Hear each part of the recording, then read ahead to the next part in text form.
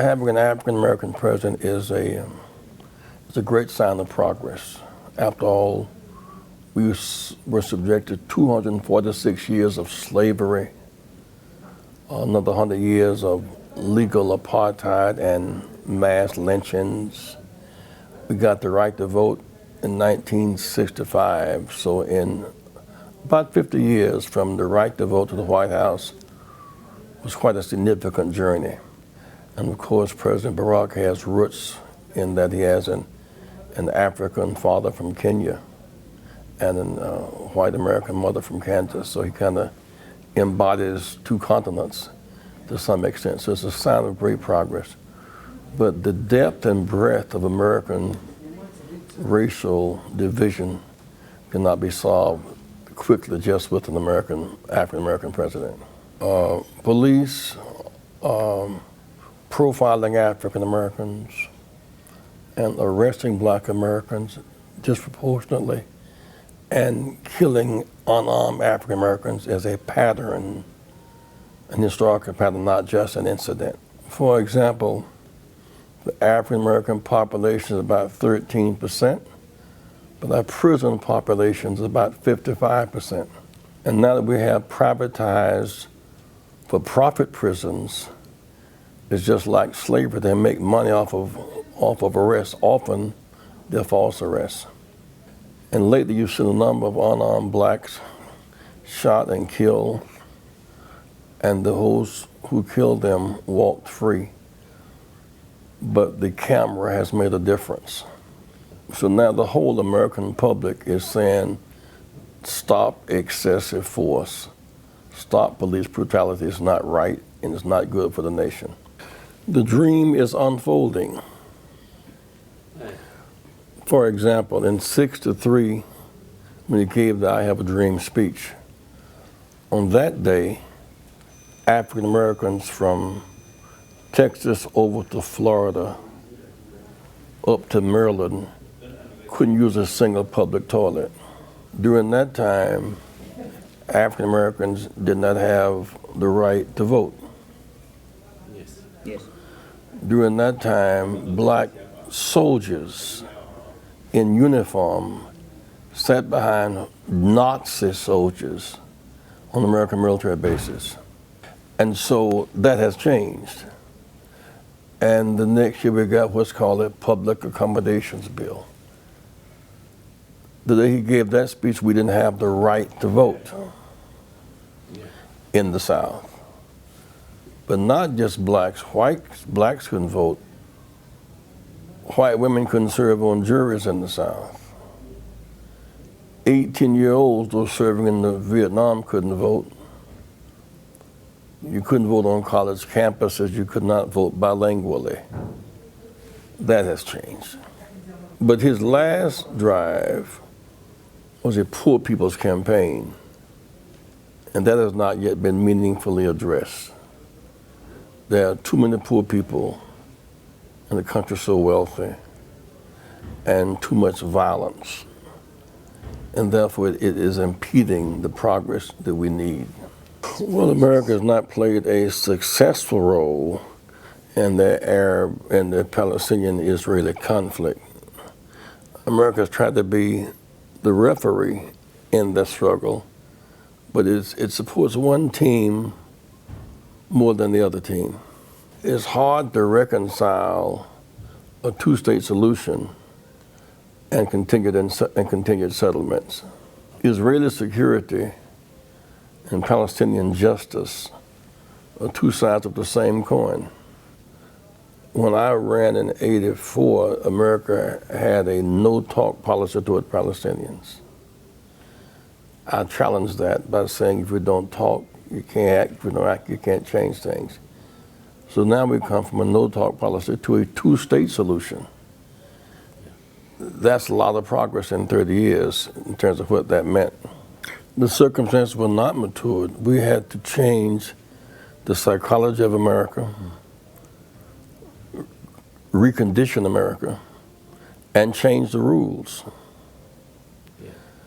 To see an African American on the stage debating domestic and foreign policy had never happened before. Even that was new. When I ran in '84, there was something called winner take all.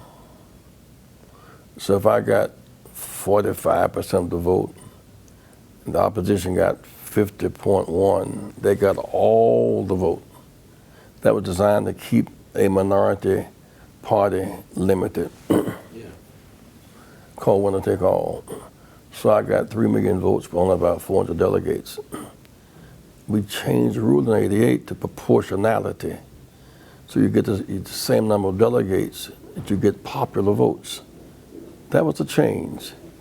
So I got 1,200 delegates in '88. The real difference in '08 when President Barack Obama ran, Hillary Clinton won California, Ohio, Texas, and Pennsylvania. On the '84 rules, she would have been the winner because she would have taken all the delegates.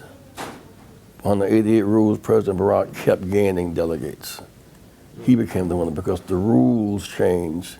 We democratized democracy and changed the rules by which we judged the final outcome at that time. Now, both parties are using proportionality now as of the rule change we made in 1988. So things were changing, but President Barack was also an excellent candidate, a well-funded campaign, a very well-educated Harvard lawyer. He had all the right credentials and the right timing to win.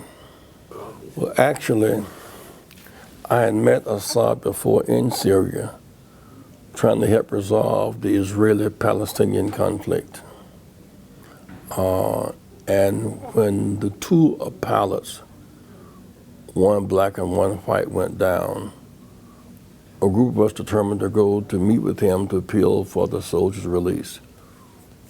We felt as long as the pilot stayed there, it was a temptation for America to try to get him out, maybe in a military way. And so I said to President Reagan's chief advisors, we want to go to get Goodman. He said, you shouldn't go because you will not be successful. But I can't stop you from going because you have the right to travel to Syria. We have an embassy there. If you don't get him, it will prove you don't know what you're doing. If you get him, bring him back to the White House. We brought him back to the White House. And he received him. Maybe the most significant thing happened beyond his release, which was not very well covered. President Reagan then said, with his cabinet sitting there, because bringing an American soldier back was a big deal, he said, what can I do for you? I said, call President Assad and say thank you, because they were not talking. He called them, said thank you, they talked, and they never stopped talking. It just shows the impact of less talk diplomacy versus no talk diplomacy. Yeah, I met him before that time. I met him and with Arafat and the Red Crescent, and with all of them a few years before. So we went back and forth. He was reluctant to let him go because he was a soldier. But I tried to convince him that there was no advantage in keeping the soldier there. And there were more advantages in starting conversation than there was in holding him hostage. And he finally agreed. U.S.-Syrian relationships warmed up so much so when President Hafez Assad died. Secretary of State Albright and I led a delegation to the funeral under Bill Clinton. I met him on another trip. That time it was a specific mission to seek his release. And I was there 4 or 5 days going back and forth, trying to make a case to gain it. He first allowed me to go to the cell where Goodman was with a doctor to check on his health. And we talked some more. Well, in each instance, there was tensions between America and Yugoslavia, tensions between America and Cuba, between America and Syria. And we sought to relieve the tensions by intervening to negotiate the release of prisoners. In Yugoslavia, there were 3 American prisoners, which was a greater incentive to try to get them. So Milosevic had some reason to release them, but under some condition that the bombing stopped, for example. America had some interest in getting them there because our mission is to free American hostages. So again, the interests of both countries converged, and we were able to go into a rather dangerous situation and appeal for the release and gain them. Well, all 3, Assad and Castro and Milosevic were strong men who held their countries together with strength. The hope was that they would move from order to democracy, not order to chaos. It's easier to go from order, even military order, to democracy than from chaos to order. At that time, that was not the issue. As a teenager, college was a choice, but also segregation was a burden. Yeah. And was oppressive. For example, I was arrested in 1960 with 7 classmates trying to use a public library. That was a personal attack upon my being. We fought back, we were jailed. And we just continued to grow as our struggle took away the barriers of segregation. And so that was a life choice. At some point I chose to go into the ministry rather than law school. So fighting for freedom and justice in America and around the world is my life.